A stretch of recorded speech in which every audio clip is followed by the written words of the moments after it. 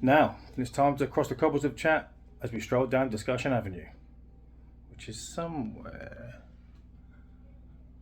around there.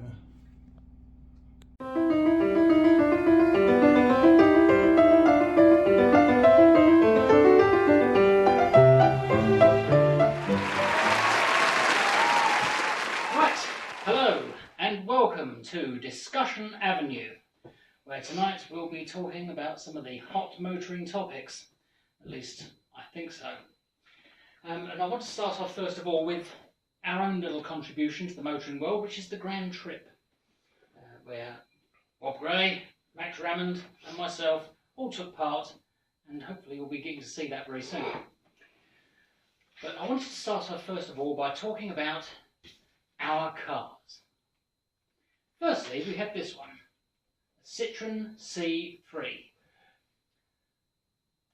Yes? Oh, he wants me to mention that it's a C3 VTR Plus.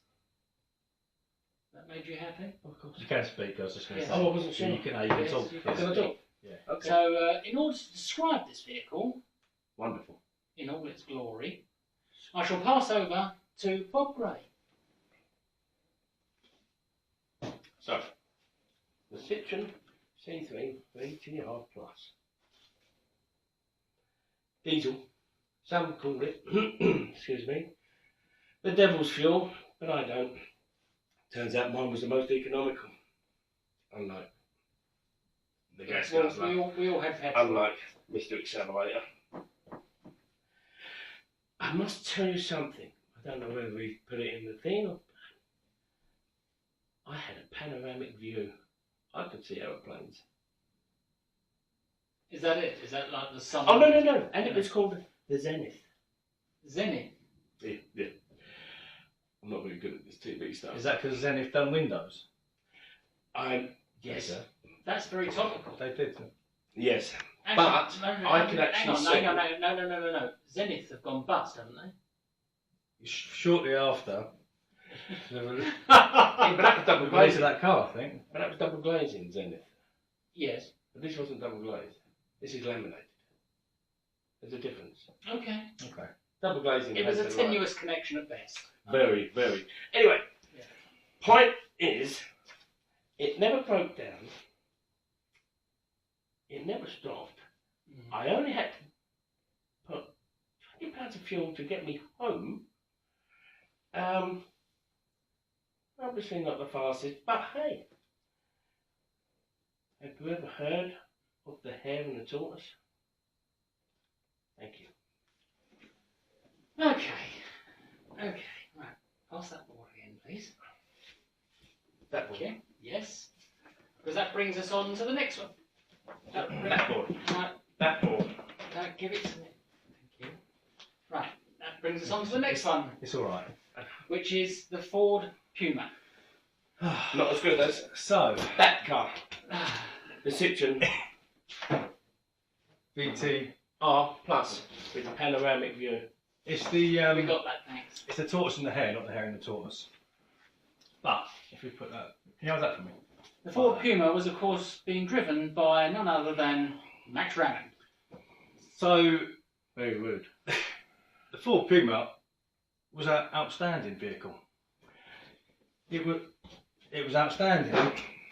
Wasn't much wrong with it. Outstanding. Wasn't much wrong with it. You couldn't even get in it. What happened to the window? I'm getting there. You couldn't even get in it properly. I've just got out of it. So the window didn't work. It did work. That's a lie. It worked at the beginning. Mm-hmm. Got to Clackett Lane, started the journey. Weirdly enough, from then on, things went downhill, didn't they? Very quickly. Actually, you went quickly downhill, didn't you? Every opportunity you got. No, we didn't. On the downhill slope? Yes. Oh, yes. I cat backwards, mate. Don't worry. Sorry, this is... So this is you, isn't it? But I'm just reminding you what you had to do at the petrol garage at Clackett Lane before we went anywhere. I had to... Yeah, and another 3 times while we was away over the day and a half we were away. Lifter. I didn't lift it. You lifted the bonnet? No. Sure you did. No, not me. No, Didn't lift. No, he didn't actually. What I did lift was the petrol cap to fill it up 4 times. Four But times. I think that's because the petrol tank in that car is this big. Yeah. Nothing to do with Charles, obviously, but it's that big. No, it's not. It's not a distance range car, is it? Let's be honest. No, Not unless you like stopping at but petrol garages. it was good. Apart from the back pain I've had for a week afterwards, it was great. Bloody loving with these two, isn't it? It moved. Excuses for the ridiculous. Anyway, I'm just saying. You went. Yeah. When that was showing, it was your turn. Yeah. Just saying, listen. It moved well. It was comfortable. If I didn't move in the car, if I stayed still, perfect. If you stayed still. If I stayed still and the engine was off, there was nothing went wrong. That's yeah. I can't argue with that. Apart from that, done me well. Yes. Track day went well. Lovely. Good. Yeah. And it got me home. Safe. Yeah. And sound. And I understand your next door neighbour now owns it. He does. Yeah. That is how good this vehicle is. No, It was purchased on the return journey. one or two of us are still questioning the MOT. Ah. There you go. Okay. Oh, Thank no, you. oh, sorry, no, Thank that was the wrong vehicle about the MOT. Thank you. Now, that brings us on to what is clearly the best car of the 3. And that is the Mercedes C160 Sports Coupe. There you go. It is What's that? the best car of the 3. After the Grand Trip, both Gray and Hammond were complaining bitterly about bad back. Every time they got out of their cars, oh, my back, oh, I've got to get back in that car again. Me, no. The Mercedes, perfect. So smooth, so comfortable, so Slow. refined. Oh, Very slow. So very slow. refined. Actually made my diesel feel a little bit quicker than it really was. Alright, she didn't do so well. Some of the horses have been lost over the years. What? Ponies. You opened the stable door and they all took off, Bob. The horse has bolted, that is. Yes, but I came home without a bad back as opposed to everyone else. I'll take that. Yes. And I only had to fill up once. I'd argue that I went with a bad back. Yeah. Did you? And then come home with the same bad. Well, it got worse. Well, I mean, my argument is the seats in my car look far more comfortable than they really are. But just to add, you haven't mentioned anything about your sideways movement. your According to lopsided forward motion. Also, how can it be the most comfortable vehicle when he spent 20 minutes every time readjusting his seat when he got back in it? Oh, I didn't, and I've You got wouldn't video re- evidence of that. You wouldn't readjust your was seat the if it was seat comfortable, would belt. you? It was the seatbelt because The the seatbelt. seatbelt is Always so the far seat- back. Such a tart. You had to go and find it. Yeah, when you shut that huge long door, Which is no good in the car park. No good. Absolutely. you've got that long way to reach back for a seatbelt. Yeah, it's no It's good. just Excuses. that was the only thing that. So didn't basically, annoy me. what that was doing, Mm. that car Yes, was making you, yes, that human part of that car, yes. crab a bit. Did you It understand? was no, Making you crab, making you go a little bit, very much like your car. no. Very much That, like your that car. car was making me do exercise, and I'm grateful. It was definitely something was off. Oh yeah, the chassis. There The was- chassis. Chassis. The chassis. It's French. Anyway, well, enough about that. Anyway, moving on. French is about a German car. Yeah, It is. Acton. thank you. Un chassis. But yeah, that's a chicken dinner, isn't it? Well, with well, all when due I- respect, Yeah. with all due respect, the front of the car was at least, I'm going to say, I won't call it a foot, so I'll give you that, 11.5 inches out from the back. I've got to give you that. Maybe it was. Before we went, Yeah. I thought that car was going to do it. Yeah, I know, but like most things, And I've got to admit that before we went, I kind of did as well. yeah. Anyway, Did we mention how much it cost? That's why he paid over No. lots. Now, there's something more important to discuss. Oh, nothing about the cost. No, because that will be revealed at the end of the Oh, of episode. course, okay. Yes. Because that is the denouement of the episode. You don't even know what it means. Le chassis. Un chassis. Un chassis. Right. And Schilligansy bitter. A little bit of German for you. I have no idea. What does it mean? No idea. Well, hopefully it's nice. Yeah. If it's not, Sorry. apologies. I apologise now to the ambassador of Germany for my colleague here slaughtering your language. Now, the cars are finished with, and so the next stage is to get rid of them. And that is where one of our main sponsors, Southwark Metals, comes in. Oh, That's you, I think. Yes? oh. Would you care to explain? Who was the other fellow who popped up? The other fella? Yeah, he just kept coming in and going. Oh, you mean the sprig? Yes. Yes. Why? I still don't fully understand. Like a bad smell, I think. Okay. Yes. But, yeah, we'll gloss over that for the time being. Okay. Yes, so, Southwark Metals, as well as You've ruined this video sponsoring twice us, now. I think it has. yeah, as Southwark Metals, I shall begin again, have... Put your teeth back in. yeah, exactly. Just stop it. Now, they are sponsored us heavily. They have given us so much help, so much assistance, I can't thank them enough. And they're going one stage further. And I will let my colleague, Mr. Gray, explain. Hello, again. So, Southwark Metals.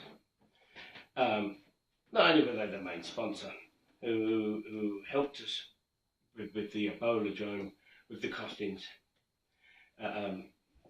thumbs up, and actually so good, like I said, wouldn't have been able to do it without that. Agreed. So many thanks. Big kudos. What we do now is, I do believe the 28th, I think I sorted it out for. We take cars to the yard. We then get the big grab machines to rip the engines out. But once we've depolluted them, of course, they've all got to be drained of all their fluids. And we'll get out of them as well first. No. You have to stay. Oh. You have to do the internal video. Okay.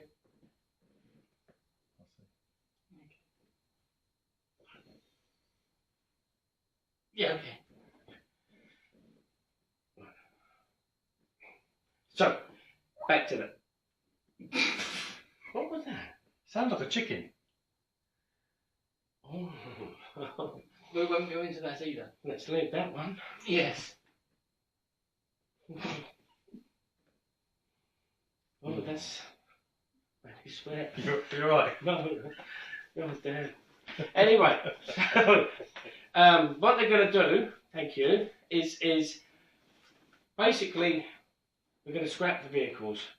And what they've decided is we're going to separate the engines from the bodies. I'm taking overall weight, of course, and then hopefully gain as much money from the individual parts of the cars before they get squashed to, again, put towards cancer research.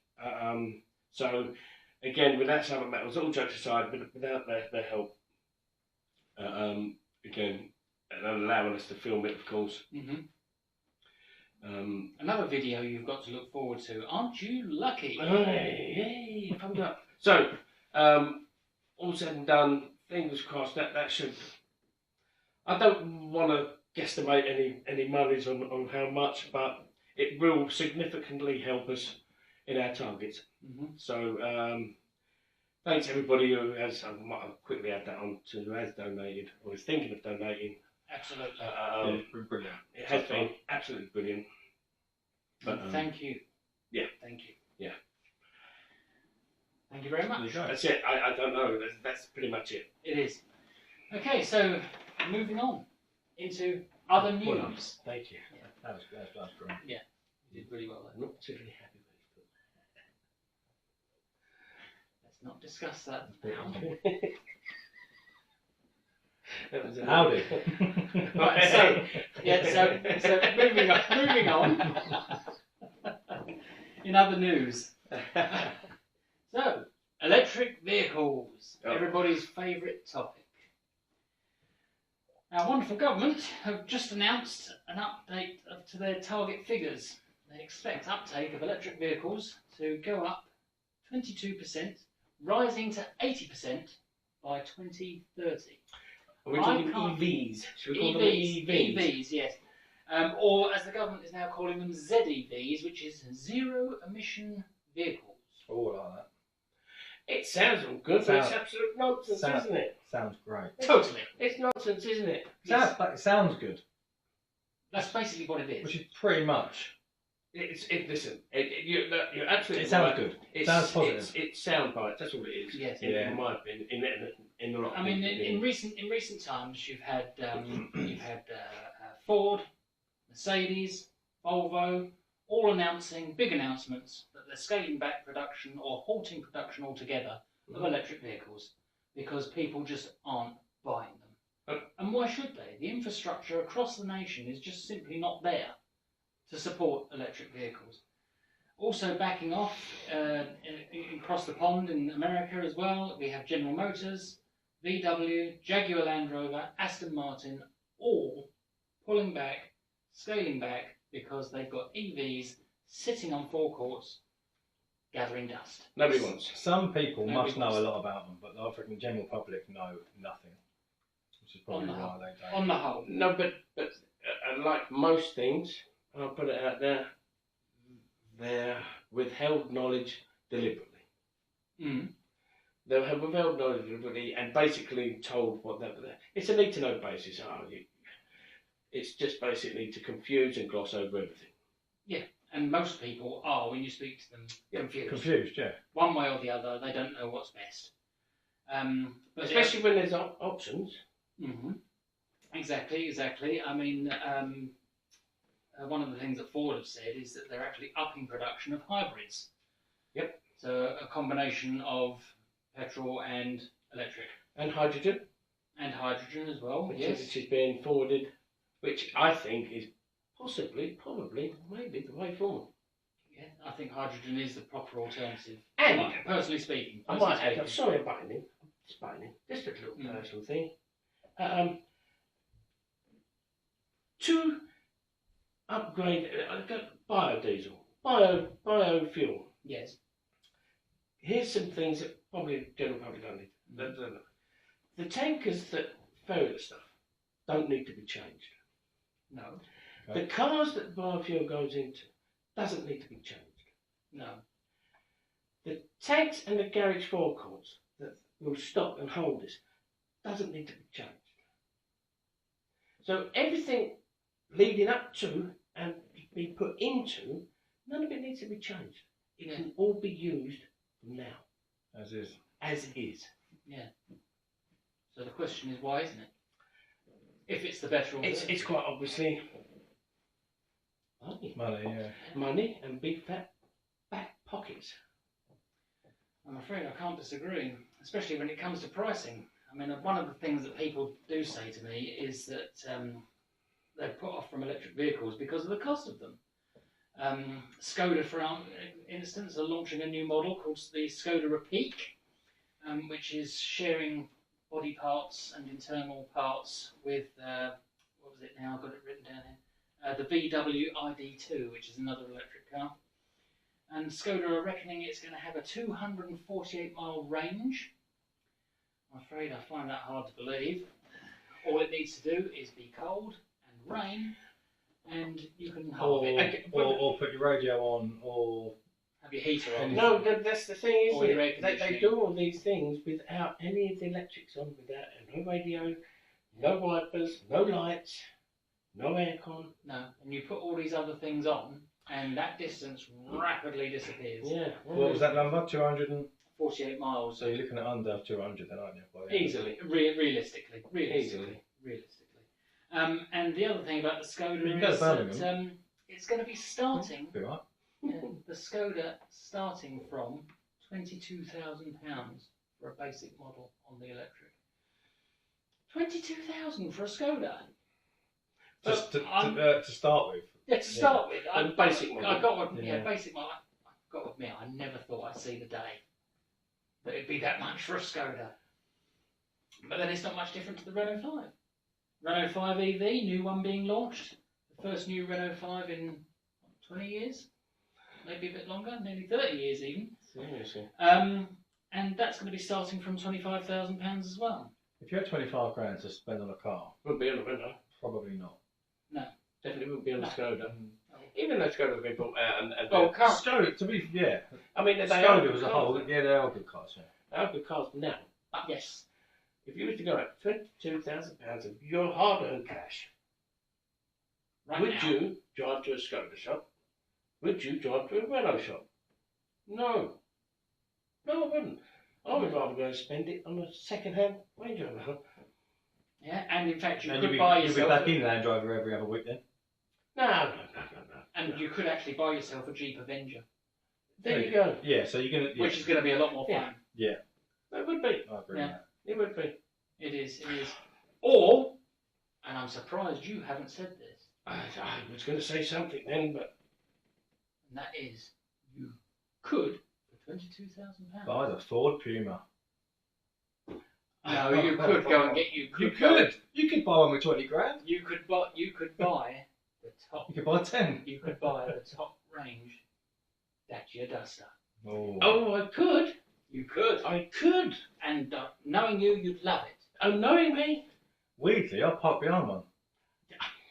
I mean, the Dacia Duster again. was the bumper hanging off before you turned up, or that One of Britain's top cars currently. by the way. I might, yes, probably.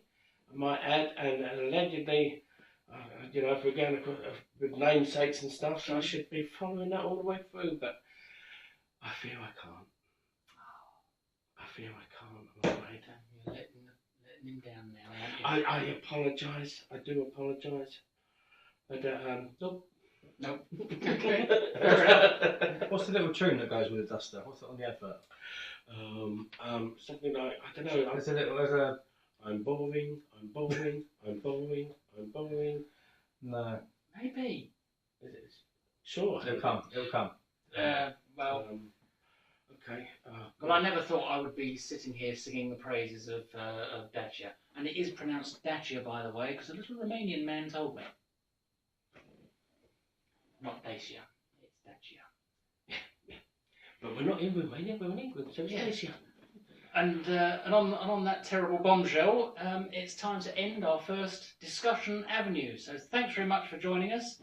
Do continue to like, share and subscribe. And keep an eye on all of our social media. Thank you. Dum dum dum. Another one bites a Duster. Oh. There it is. Oh, is that the Yeah, song? that's it. That's the song. That's the song. Yeah, bye. Bye.